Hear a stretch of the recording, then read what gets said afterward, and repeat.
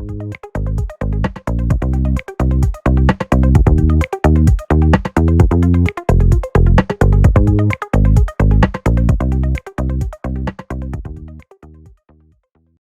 everyone, myself Ria. I am from Performance and Scale Engineering team from Red Hat. I've been there in Red Hat since last 2 years, and I'll be talking here about performance debugging made easy with pbench.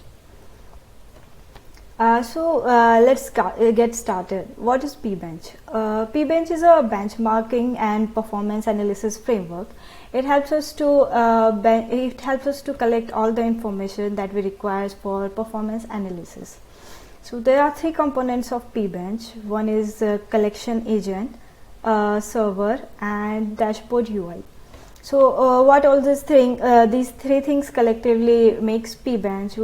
Pbench agent is mainly about collection of all the benchmark or data that we want to collect, and server acts as a storage place for all the information that we want to collect, and it also processes the collected information and moves it forward to a dashboard UI, which helps us in analysis and all the way we want to visualize our data with the help of graphs or any other visualizing tool. So it's a work in progress project, and we are still working on it. Then how pbench come into place? So most of the products are distributed system nowadays, and our team members have been trying to collect similar benchmarks, but due to different configurations of different systems, I can say there have been some inconsistency and incomplete data collection that has been hindering in the progress of the projects. So due to which it was difficult to compare data sets because there has been inconsistencies, and there have been many more difficulties that we came across. So we worked to come up with a framework that can help us to get rid of all these issues and try to capture the best practices across team that can help each and every one of them with a consistent data that they can rely upon and work upon. So until now we have collected around 15 terabytes of data, and we are still having more and more data that is being collected. So why pbench? As I have already mentioned, like there have been the issues regarding inconsistency and incomplete data collection in surrounding a benchmark. So that's why we needed pbench. So what pbench does it makes it easier to collect the required configuration without relying on your own system or configuration tools. Then it ensures that our data that is collected, that is consistent, and we get easier to work with the data and move further with customers. It provides a central location to archive, visualize, and analyze collected data. It's not like we will just collect the data and we can just keep it. It helps us much more than that. Then we can also use the collected data, like if we have already collected a data. It's not like it can be used just once or just by a single user. If you want to share your data with other people, we can easily share that, and it can be reused as well. It can be created again and again, and it helps user in each and every way. Then it also helps easier comparisons with the help of dashboard UI that we have created. So here I'll be mentioning how the pbench works. So it will show the workflow of pbench. So with the help of pbench, we can have as many agents as we want. We can just mention the systems that we want to collect our data on, and we can just I can say that agents are just different systems that we want to collect data on, and we can make them as a collection source for the data that we want to collect.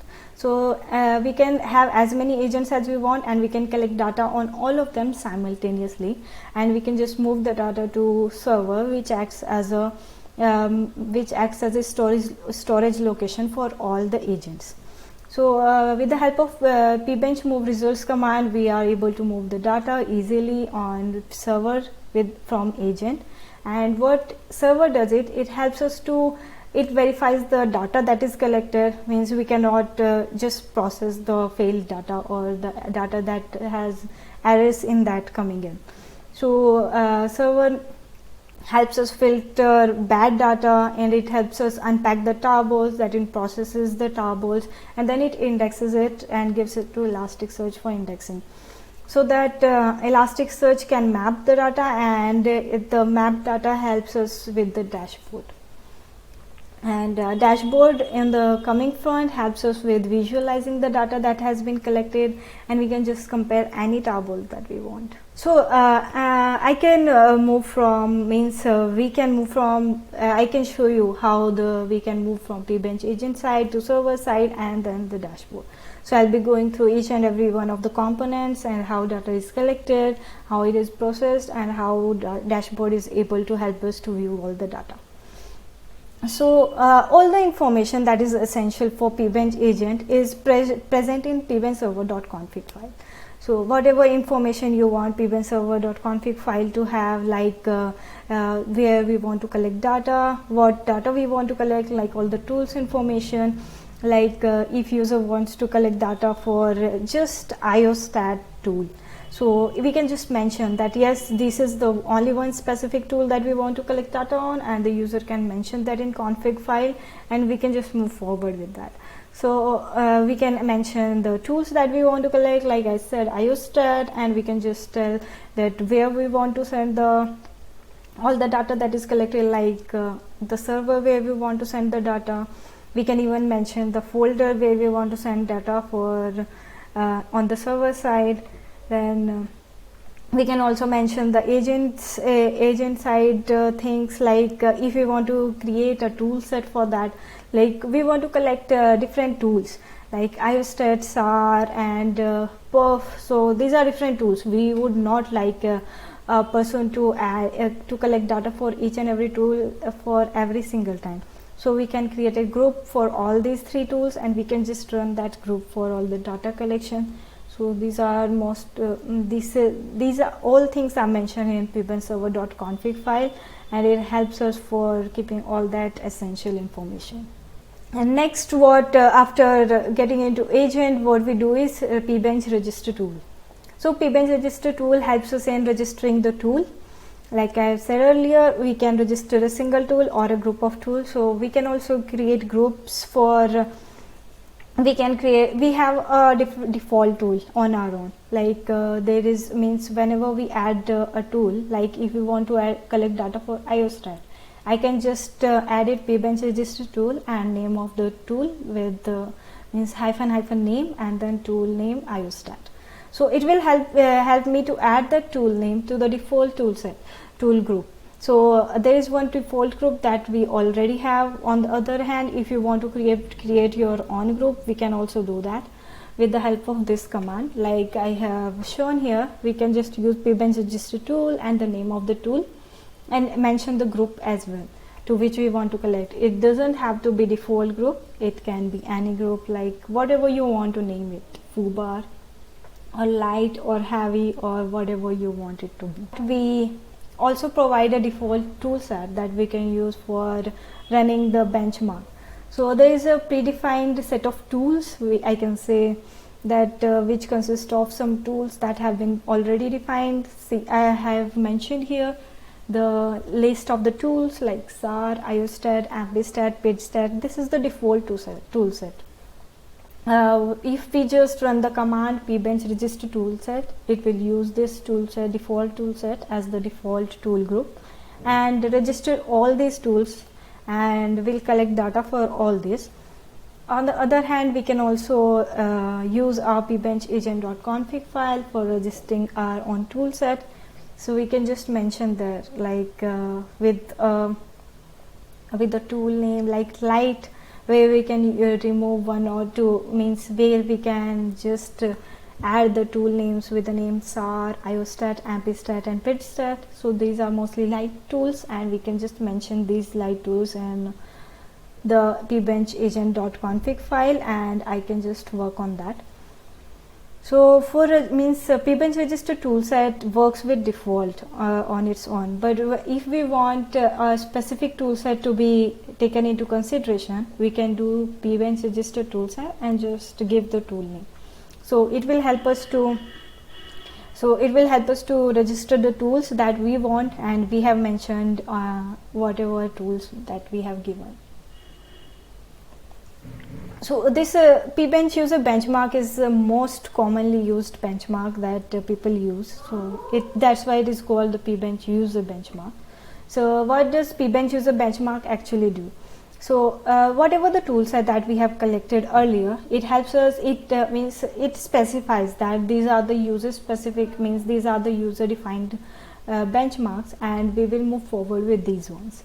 So pbench user benchmark is user defined benchmark. It will use that tool set and it will be running this for around 10 seconds. So what it does, it will start the tools of the default tool group if we haven't mentioned any particular tool group.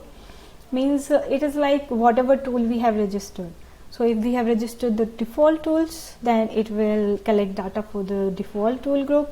But on the other hand, if we have registered different tool set, then it will work on that. And then it will run the benchmark by timing it, like I have mentioned for sleep 10. So it will be running for 10 seconds and it will collect the data for that. Then it will stop the tools after 10 seconds and process it all the tools and collect the requested system configuration. So this is the whole process that takes place whenever we run a benchmark. So it starts the tools, it collects the information for them for the given time, then it runs the benchmark by timing it and stop the tools and collect the data.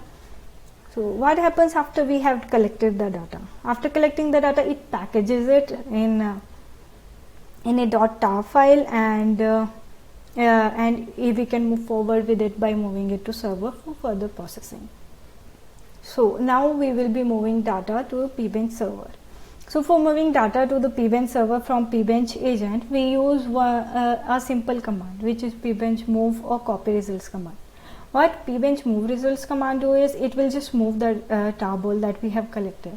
All the information regarding that will be moved without any copy of the tarball.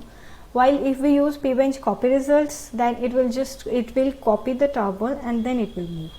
So one must always be careful regarding what command they want to use. If they want the copy of the tarball to be there, then the person should use the copy results command, while if you want the person to use the move, means the whole data to be just moved from the agent side, the person should use the move command. Then where we want to move the command completely depends on pbench agent.config file. As I have already told, that pbench agent.config file is the one that holds all the information where we want to move the data and the directory around it. So pbench agent.config will be consisting of the information of the server where we are about to move the data, and also the directories that to which we will be moving it.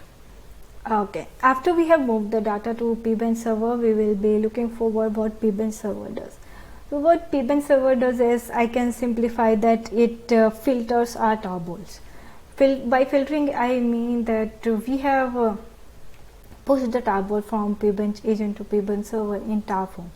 So it will unpack the tarball. It will check the sanity of the tarball, whether the tarball that was collected on pbench agent side is valid or not, whether it is error prone or it has any errors or not, whether it is collected successfully, has consistent data and complete data without any failure or not. So it will check the sanity of a tarball, so that we do not process any tarball which is bad or which might create any further problem on the dashboard side. So it will unpack the tarball, and it will go through different processes like checking the token that we generate while creating a tarball. There is a token that helps us to verify whether the tarball that is sent from pbench agent side to server side is valid or not without losing any data. And then it also indexes the tarball with the help of a pbench index script, so that it can be used by the dashboard. So we use Elasticsearch instance for storing data about pbench result tarball, and we spend so much time being true. We spend most of the time in indexing our data, so that dashboard will be really helpful for us. Will be helpful for us for visualizing the data without any failure, and we will be able to visualize the data properly, so that whenever we compare any tarballs, we don't lose the track of it, and we don't see like why this tarball is showing this one and this one. So we get the same data and correct results. So that's why we spend most of our time in indexing data. Okay, now I can talk about the dashboard, which is the UI front of the pbench. So dashboard consists of mainly 4 pages. So it shows controller, results that are collected, then summary, and it compare results. So controller page helps us to show all the controllers that have been collected by a user. So we can like all the tarballs that have been collected by a user. So it lists all the tarball. We can search the controllers by name as well as date. Then pbench results page, pbench dashboard results page helps us to show the results that have been collected by a tool inside a tarball. So it lists all the results that have been collected, and we can use them for visualization further. Pbench dashboard run comparison helps us to compare the tarball data. Like we can also select the data that we want to compare for each and every results, and for each and every results that we have collected. Like we want to compare the UPOF data with the FIO data, we can just select the results that have been collected, and we can also add some more filtration that we want, and we can work on run the compare, and it will help us to compare the data. These are some of the upcoming features that we are working on the pbench side. Like earlier, the scripts that were available on the pbench are mainly shell script. So we are moving towards new technology. So we are moving to Python 3 now, and we are also moving towards containerization, so that it will be easier to more maintain dashboard and server together, and introduction to user notion on the server, agent, and dashboard side. If you would like to contribute to the pbench, here's the GitHub link, and you can always contribute to that. And that's all about my slide. Thank you.